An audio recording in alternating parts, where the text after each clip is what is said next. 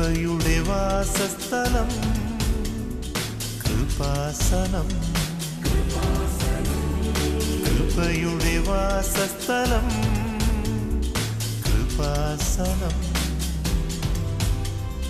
വേദനിക്കുന്നവർക്കെന്നും ആത്മധൈര്യത്തിനഭിഷേകം, വചനത്തിനഭിഷേകം, ആത്മസൗഖ്യത്തിനഭിഷേകം.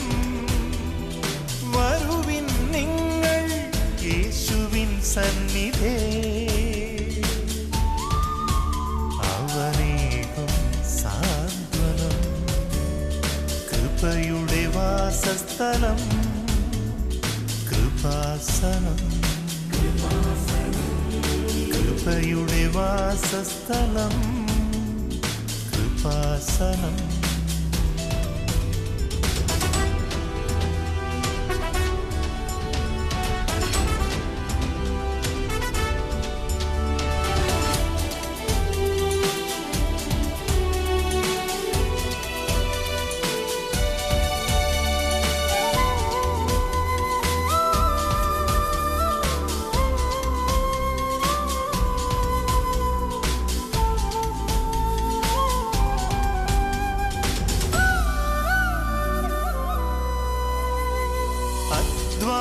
ഭാരത്താലേ തളരുന്ന സോദരേ, സഹനത്തിരമാലയിൽ പതറാതെ മുന്നേറിടാം.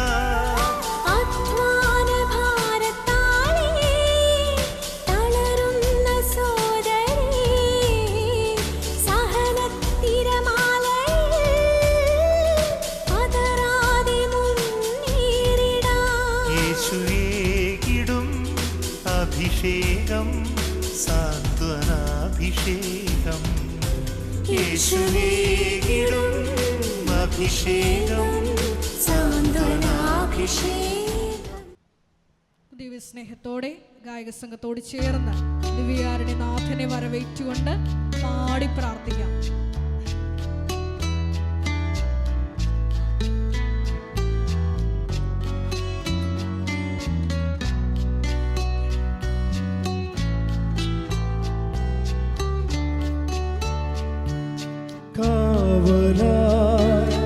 നീ വരൂ സ്നേഹമേ എൻ ദൈവമേ, ശാന്തിയാ സൗഖ്യമാ നീ വരൂ എൻ നായകനാ.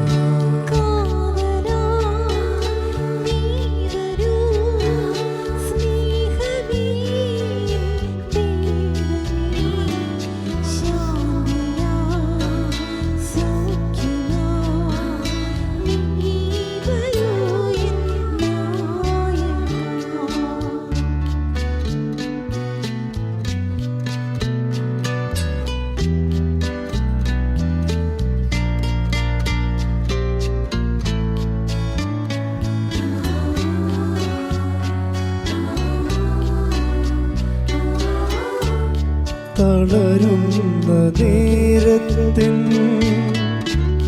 പ്രാണനെ താങ്ങുവാൻ ക്രൂശിതാ നീ മാത്രം എന്നുമെൻ ആശ്രയം.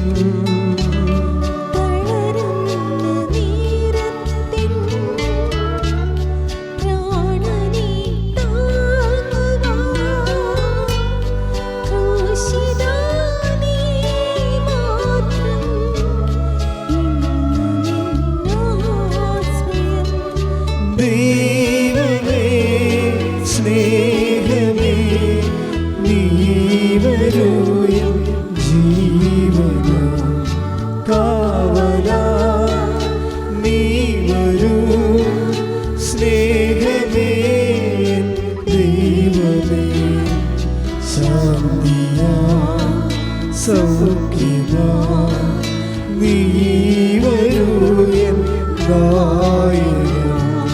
കാവലാ നീ വരൂ സ്നേഹമേ ദൈവമേ,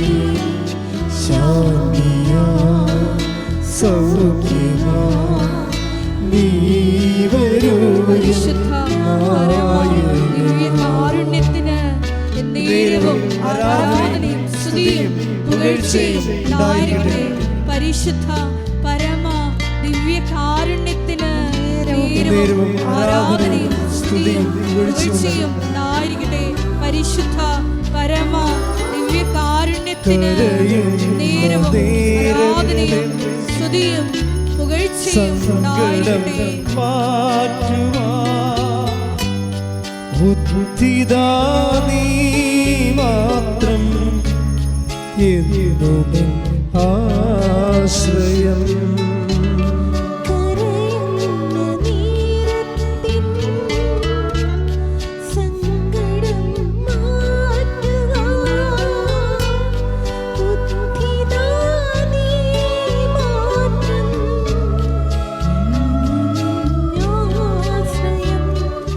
സ്തുതിക്കട്ടെ. ഹല്ലേലൂയ ഹല്ലേലൂയ ഹല്ലേലൂയ ഹല്ലേലൂയ ഹല്ലേലൂയ ഹല്ലേലൂയ ഹല്ലേലൂയ ഹല്ലേലൂയ. യേശുവേ നന്ദി. ഹല്ലേലൂയ ഹല്ലേലൂയ. യേശുവേ ആരാധന ആരാധന ആരാധന.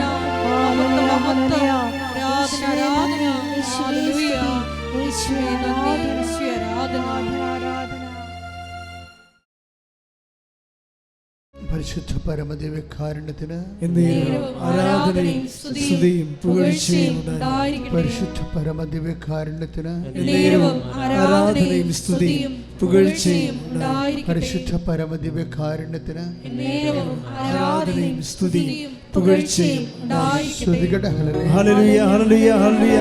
യേശുവേ ഹല്ലേലൂയ ഹല്ലേലൂയ. ആരാധന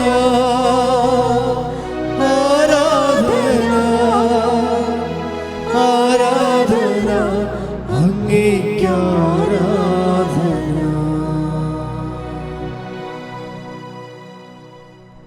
നോക്കിയിരിക്കുക. എൻ്റെ പ്രിയപ്പെട്ടവരെ, നമ്മൾ എല്ലാ ദിവസവും ഒത്തിരിയേറെ സാക്ഷ്യങ്ങൾ കേൾക്കുന്നവരാണ്. സാക്ഷ്യങ്ങൾ നമ്മളെ പഠിപ്പിക്കുന്ന ഒരു പ്രാക്ടിക്കൽ ഗോസ്പലുണ്ട്, പ്രായോഗിക സുവിശേഷം. അത് സുവിശേഷമാണ്, അനുഭവ സുവിശേഷമെന്ന് പറയും. ഒരു വ്യക്തിയുടെ അനുഭവ സുവിശേഷം ഭയങ്കര ആൾത്താരെ നിൽക്കാൻ ഭയങ്കര രസമാണ്. കാര്യം ജനങ്ങളിങ്ങനെ മാറി മാറി വന്ന് എല്ലാ ദിവസവും വ്യത്യസ്തങ്ങളായ ദൈവാനുഭവങ്ങൾ ഇങ്ങനെ പറഞ്ഞുകൊണ്ടിരിക്കും. ആധുനിക കാലം മുമ്പത്തേക്കാൾ ജീവിതം സങ്കീർണമായിട്ടുണ്ട്. ശരിക്കും പണ്ട് നമുക്ക് ജീവിച്ച അത്രയും കാര്യങ്ങൾ പോരാ, അതിനേക്കാൾ ഒത്തിരിയേറെ വ്യത്യസ്തമായ ഫീൽഡിലാണ് ജീവിതം മനുഷ്യൻ ജീവിച്ച് കൂട്ടണത്. അതുകൊണ്ട് തന്നെ പുതിയ സാഹചര്യങ്ങളിലൂടെ മനുഷ്യൻ കടന്നു പോകുമ്പോഴേ അവന് എങ്ങനെയാണ് ഈ വ്യത്യസ്തമായ സാഹചര്യത്തിൽ ദൈവത്തെ അനുഭവവേദ്യമാക്കുന്നതെന്ന് ഉടമ്പടി നമുക്ക് പറഞ്ഞു തരും. എനിക്ക് തോന്നുന്നത് ഇന്നത്തെ കാലത്ത് ഏറ്റവും സങ്കീർണമായ ജീവിത സാഹചര്യത്തിൽ ജീവിക്കുന്ന മനുഷ്യർക്ക് ഒരു വിശ്വാസത്തിൻ്റെ നിലവാരം മാറ്റിയിട്ട് ഒരു സ്പെക്കുലേറ്റീവ് എക്സ്പീരിയൻസിൻ്റെ ലെവലിൽ നിന്ന് മാറിയിട്ട് ഒരു ടാഞ്ചിബിൾ എക്സ്പീരിയൻസിലേക്ക് ഉടമ്പടി നമ്മളെ കൊണ്ടുവരുന്നു എന്നുള്ളതാണ് നമുക്ക് നമ്മളെ അനുഭവങ്ങൾ നമ്മളെ പഠിപ്പിക്കുന്നത്. ഒരു സ്പർശ്യമായ വിശ്വാസത്തിൻ്റെ സ്പർശ്യതലങ്ങൾ മുമ്പത്തേക്കാൾ വ്യക്തമാണ്. ശ്രുതിക്കട്ടെ. ഹല്ലേലൂയ. യേശുവേ ഹല്ലേലൂയ ഹല്ലേലൂയ. യേശുവേ ആരാധന ആരാധന ഹല്ലേലൂയ ഹല്ലേലൂയ ഹല്ലേലൂയ ഹല്ലേലൂയ. യേശുവേ സാക്ഷികളോട് പിതാവ് നന്ദി പറയും. ആരാധന അങ്ങേയ്ക്ക് ആരാധന. ആരാധന ആരാധന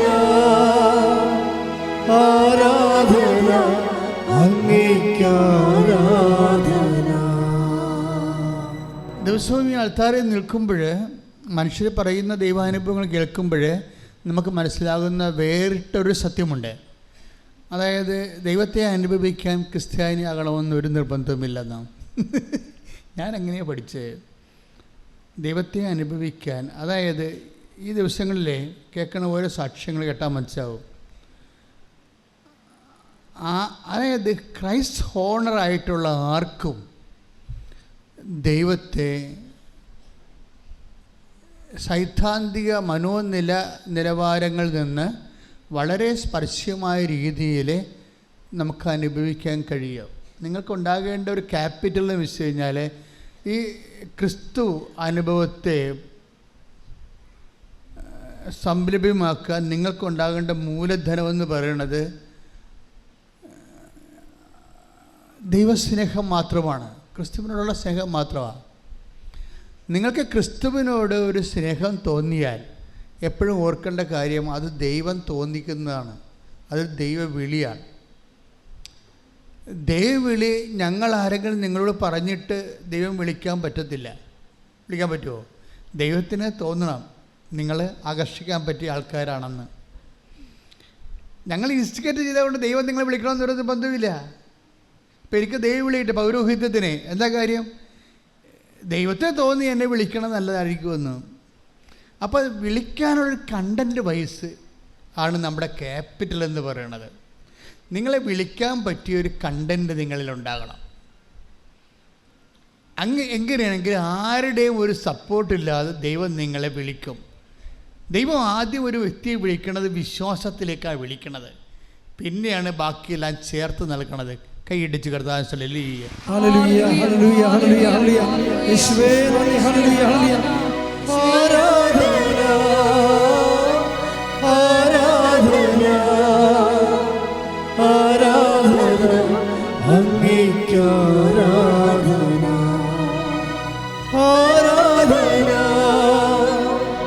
ആരാധന ആരാധന അങ്ങേയ്ക്ക് പിന്നെ നമുക്ക് മനസ്സിലായി സാക്ഷികൾ നമ്മളെ പഠിപ്പിക്കുന്ന അനുഭവ പാഠങ്ങളെക്കുറിച്ചാണ് ഞാനിപ്പോൾ നിങ്ങളുടെ മുമ്പിൽ നിങ്ങളുടെ നിരീക്ഷണത്തിന് വെക്കുന്നത്. സാക്ഷ്യങ്ങൾ നമ്മളെ പഠിപ്പിക്കുന്ന അനുഭവ പാഠങ്ങളിൽ ഒന്നാമത്തത് ഞാൻ പറഞ്ഞു. രണ്ടാമത്തത് ഈ ദൈവത്തിൻ്റെ പ്രസൻസ് ഫീൽ ചെയ്യാൻ നമുക്കറിയാമല്ലോ. ഉടമ്പടി എന്തുകൊണ്ടാണ് മറ്റ് പ്രാർത്ഥനകളിൽ നിന്ന് നമ്മളെ വ്യത്യസ്തമാക്കുന്നത്? അതിൻ്റെ കണ്ടൻറ്റ് ബേസ് അതിൻ്റെ പ്രസൻസ് കാരണം. മറ്റ് പ്രാർത്ഥനാ രൂപങ്ങളിൽ നിന്ന് ഉടമ്പടി എങ്ങനെയാണ് നമ്മളെ വ്യത്യസ്തമാക്കുന്നതെന്ന് ചോദിച്ചു കഴിഞ്ഞാൽ അതിൻ്റെ പ്രധാനപ്പെട്ട കാരണം അതിൻ്റെ കണ്ടൻറ്റ് വൈസ് റിച്ചാണ്. ഒരു ദൈവത്തിൻ്റെ സാന്നിധ്യം, പ്രസൻസ് ഓഫ് ഗോഡ്. നമ്മൾ ഉടമ്പടിയിൽ ഒത്തിരിയേറെ ഉടമ്പടിയുടെ മാത്രം തനത് കൃപകൾ ഒത്തിരിയുണ്ട്. നോട്ട് ബൈ മെറിറ്റ് ഒരു കൃപയാണ്, ബട്ട് ബൈ ഗ്രേസ്. ഇപ്പോൾ not by merit but by grace എന്ന് നമ്മൾ പറയത്തില്ലേ? എന്നുവെച്ചാൽ നമ്മുടെ not by merit but by grace എന്ന് പറയുന്നത് എന്താണ്? നമ്മളുടെ യോഗ്യത കൊണ്ടല്ല, ദൈവത്തിൻ്റെ കൃപ കൊണ്ട്. ഇത് ആണൊരു ഇൻ്റർനാഷണൽ പ്രിൻസിപ്പിൾ എന്ന് പറയണത്. കാര്യം ഇന്ന് വരെ നമ്മൾ കേട്ട സാക്ഷികൾ നോക്കുമ്പോൾ ഒരു 90% മനുഷ്യർക്ക് മെറിറ്റില്ല. 90% മനുഷ്യർക്ക് മെറിറ്റില്ല. അവരുദ്ദേശിക്കുന്ന കാര്യത്തിൽ മെറിറ്റില്ല. വേറെ ചില കാര്യങ്ങൾക്ക് അവർക്ക് മെറിറ്റ് ഉണ്ടാകും. പക്ഷെ അവരുടെ ജീവിതം കെട്ടിപ്പടുക്കാൻ വേണ്ടി ഉള്ള വിഷയങ്ങളുടെ മേൽ ചിലപ്പോൾ നമുക്ക് 0 മെറിറ്റാകും. അപ്പോൾ 90% പേർക്കും അവരുടെ പെർട്ടിക്കുലർ ജീവിത ലക്ഷ്യങ്ങൾക്ക് അവർക്ക് യോഗ്യത ഇല്ലെങ്കിൽ അടുത്ത ഓപ്ഷൻ ബൈബിൾ തരുന്നത് എന്താണ്? ബട്ട് ബൈ ഗ്രേസ്, കൃപ കൊണ്ട് ചെയ്യാൻ പറ്റും. ഈ ബട്ട് ബൈ ഗ്രേസ് എന്ന് പറയുന്നത് ബട്ട് ബൈ പ്രസൻസ് എന്ന് എൻ്റെ അർത്ഥം.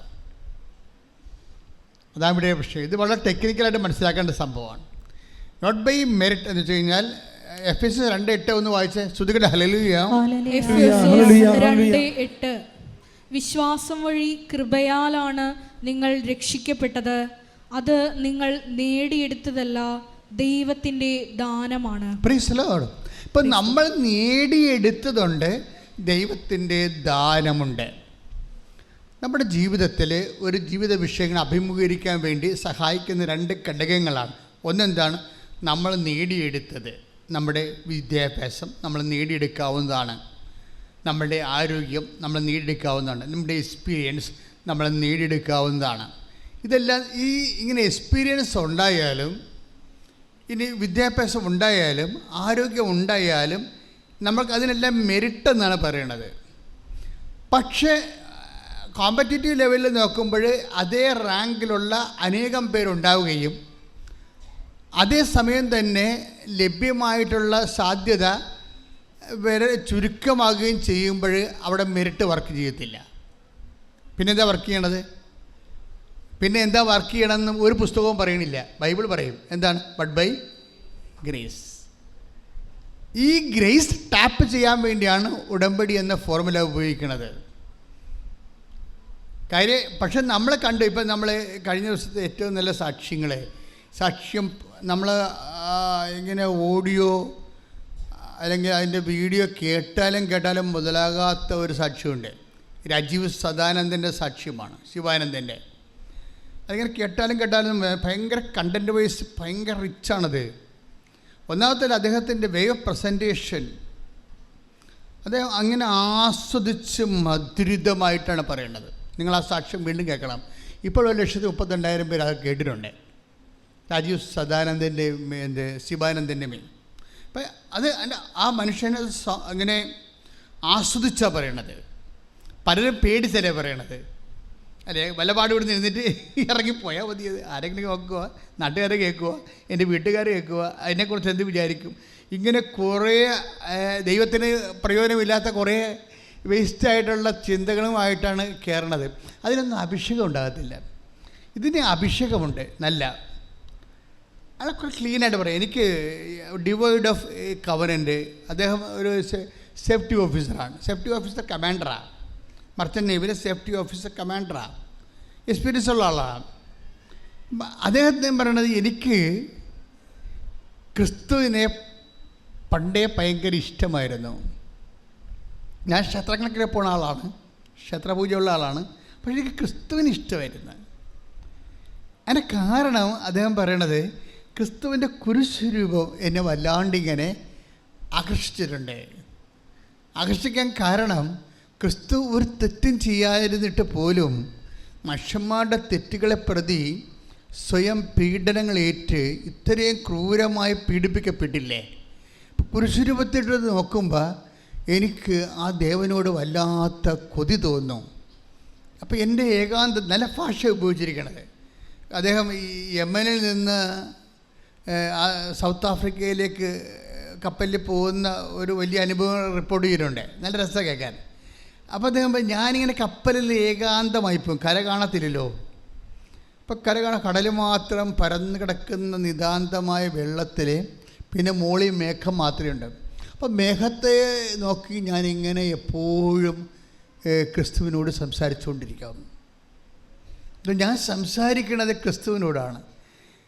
എൻ്റെ കൂടെ ആരും ഉണ്ടാകത്തില്ല. കപ്പലിലെ മട്ടുപ്പാവിൽ നിന്നുകൊണ്ട് ഞാൻ ആകാശത്തേക്ക് നോക്കി ഇങ്ങനെ എപ്പോഴും അപ്പോൾ എനിക്ക് തോന്നി, ഇനി എനിക്ക് വല്ല സൈക്കോളജിക്കൽ പ്രോബ്ലംസ് ഉണ്ടോ എന്ന് ഞാൻ എന്നെ തന്നെ കുറിച്ച് ഓർക്കാറ്. ഞാൻ വല്ലാണ്ട് ഇങ്ങനെ സംസാരിക്കുന്നു മേഘത്തേക്ക് നോക്കി. പിന്നെ എനിക്ക് മനസ്സിലായി എനിക്ക് ദൈവസ്നേഹമുണ്ടെന്ന്. അപ്പോഴേ പെട്ടെന്ന് അപ്പോൾ അത്രയും അയാൾ ഉടമ്പടി അപ്പോൾ എടുത്തിട്ടില്ല കേട്ടോ. അപ്പോൾ ഉടമ്പടി എടുത്തിട്ടില്ല. പക്ഷേ അദ്ദേഹത്തിൻ്റെ ഉള്ളിൽ ഉടമ്പടി എടുത്തതിൻ്റെ വൈബ് അനുസരിച്ചുള്ള ഒരു ദൈവസ്നേഹമുണ്ട്. അപ്പോൾ ഈ ദൈവസ്നേഹം ശരിക്കും വർക്കൗട്ട് ചെയ്യുന്നുണ്ട്. വർക്കൗട്ട് ചെയ്യുന്നത് വെച്ച് കഴിഞ്ഞാൽ അദ്ദേഹം ഇങ്ങനെ യമനിൽ നിന്ന് സൗത്ത് ആഫ്രിക്കയിലേക്ക് പോകുന്ന മൺസൂൺ സീസൺ. ഞാൻ ആ സാക്ഷ്യത്തിൻ്റെ എ പാർട്ട് ഇവിടെ പറഞ്ഞിട്ടുള്ളതാണ്. ഇത് ബി പാർട്ടാണ് പറയാൻ പോണത്. എ പാർട്ട് നേരത്തെ പറഞ്ഞതാണ്. അപ്പോൾ ഈ ബി പാർട്ടിൽ ഈ ഭയങ്കരമായ ചക്രവാത ചുഴിയിൽ ഈ കപ്പൽ പെട്ടുപോകും. അത് ഞാൻ നേരത്തെ പറഞ്ഞിട്ടുള്ളതാണ്. പെട്ടുപോകുമ്പോൾ ഈ മനുഷ്യൻ പറയുന്ന വാക്കുണ്ട്. അതായത് മുഴുവനും കപ്പൽ മുങ്ങി മുഴുവനും ഇരുട്ട് വ്യാപിക്കുമ്പോൾ പറയും, നാഥ ഞാൻ പോകുന്നെന്ന് പറയും. കണ്ണീരോടെ പറയും. കാര്യം മരിച്ചു പോകുന്നറിയാം. കാര്യം ചക്രവാത ഭയങ്കര കാറ്റും മല പോലെയുള്ള കടലിനകത്ത് പെട്ടുപോയി കപ്പലെ. പക്ഷെ നാഥ എന്ന് വിളിക്കുമ്പോൾ തന്നെ പെട്ടെന്ന് അടുത്ത ഒരു തിര വന്നാൽ മാത്രമേ ഇവർക്കൊന്നും ചെയ്യാനില്ല. വേറെ ഒരു തിര, അടിച്ചു തല്ലിയ തിര എതിരെ തരിച്ച് കളഞ്ഞ കപ്പലിനെ എതിരെ വന്ന് വേറൊരു തിര ഈ വശത്തോട് വന്നാൽ മാത്രമേ കപ്പൽ പൊങ്ങത്തുള്ളൂ. അപ്പോൾ നാഥാന്ന് വിളിച്ച ഉടനെ തന്നെ ഈ മനുഷ്യൻ ഈ തിര എതിരെ വന്നിട്ട് കപ്പലെ നേരെ നിർത്തുമ്പോൾ ഇയാൾ ആകാശം കാണും. ഇത് ഇയാൾ വിറച്ചു പോയി ബൈബിളെടുത്ത് നോക്കും. അപ്പോൾ ആ കൂട്ടുകാരനൊരു ബൈബിൾ കൊടുത്തിട്ടുണ്ട്. ഈ ബൈബിള് നമ്മളെ ഈശോയുമായിട്ടൊരു പ്രൈവറ്റ് റിലേഷനിൽ വന്നാൽ ബൈബിള് നിങ്ങൾക്ക് ഞാൻ ആ കൂട്ടുകാരൻ എനിക്ക് ആ ബൈബിള് തരുമ്പോൾ എനിക്ക് അതിനകത്ത് വാക്കുകളൊന്നും മനസ്സിലായില്ല, എനിക്ക് വാക്കുകളൊന്നും മനസ്സിലായി. അപ്പോൾ കൂട്ടുകാരോട് ഞാൻ പറഞ്ഞു എനിക്കിതിൻ്റെ വാക്കൊന്നും മനസ്സിലാവണില്ല, എൻ്റെ സെൻറ്റൻസ് ഒന്നും എനിക്ക് മനസ്സിലാവണില്ല. അപ്പോൾ കൂട്ടുകാരൻ പറഞ്ഞു നീ സങ്കീർത്തനം വായിച്ചാൽ മതി, അത് പെട്ടെന്ന് മനസ്സിലാവുമെന്ന് പറഞ്ഞു. അപ്പം ഞാനിങ്ങനെ ജീവിതം മരണത്തിൽ നിന്നിങ്ങനെ ജീവിതം വലിച്ചൂരിയെടുത്ത് ഞാൻ രക്ഷപ്പെട്ടെന്ന് മനസ്സിലായപ്പോൾ ഞാൻ ഉടനെ ക്യാബിലേക്ക് ഓടിപ്പോയിട്ട് ഞാൻ ബൈബിൾ തുറന്നപ്പോഴേ എനിക്ക് കിട്ടിയ വചനം, അതായത് അത്യുന്നതൻ തൻ്റെ കൈകൾ നീട്ടി പെരുവെള്ളത്തിൽ നിന്ന് നിന്നെ രക്ഷിച്ചിരിക്കണമെന്നാണ്. ശ്രുതികട ഹല്ലേലൂയ. യേശുവേ നന്ദി, ഹല്ലേലൂയ ഹല്ലേലൂയ ഹല്ലേലൂയ. യേശുവേ സ്തുതി, ഹല്ലേലൂയ ഹല്ലേലൂയ ഹല്ലേലൂയ. പ്രാർത്ഥനയിൽ ഉടനടി പരിഹാരമേകും, ഉടമ്പടി പ്രാർത്ഥനയിൽ ഉടനടി പരിഹാരമേകും. അവൻ പറയുന്നതും ചെയ്തിടുകിൽ ജീവിതം ധന്യമായി തീർന്നിടും. അവൻ പറയുന്നതും ചെയ്തിടുകിൽ ജീവിതം ധന്യമായി തീർന്നിടും. എല്ലാവരും മുട്ടേ നിൽക്കുക. പുതിയ വർഷം തന്നതിന് നന്ദി പറയണം. ഒരു വർഷം മുഴുവൻ നമ്മൾ ജീവിച്ച് വിശ്വാസത്തിൽ വളർത്തി നമ്മളിവിടം വരെ എത്തിച്ചു.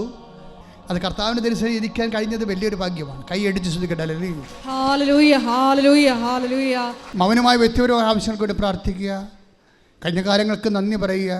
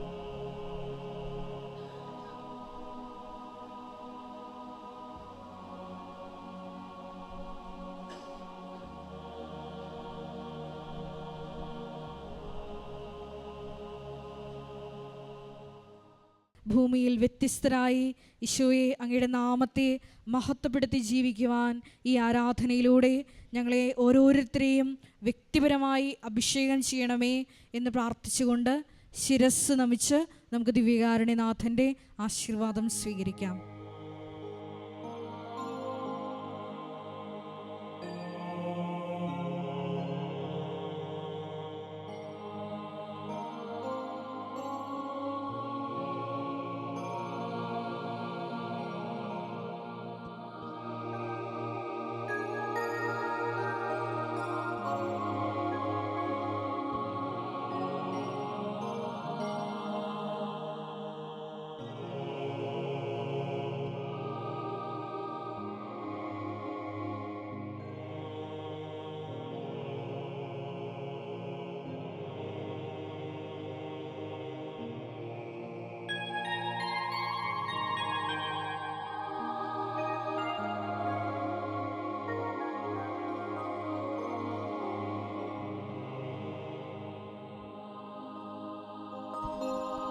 പരിശുദ്ധ പരമമാ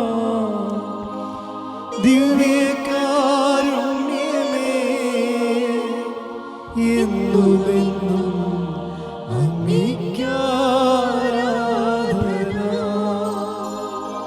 പരിശുദ്ധ പരിശുദ്ധ പരമമാ ദിവ്യകാരുണ്യമേ എന്നുമെന്നും അങ്ങേക്കാരാധന. പരിശുദ്ധ പരമമാ ദിവ്യകാരുണ്യമേ എന്നുമെന്നും അങ്ങേക്കാരാധന.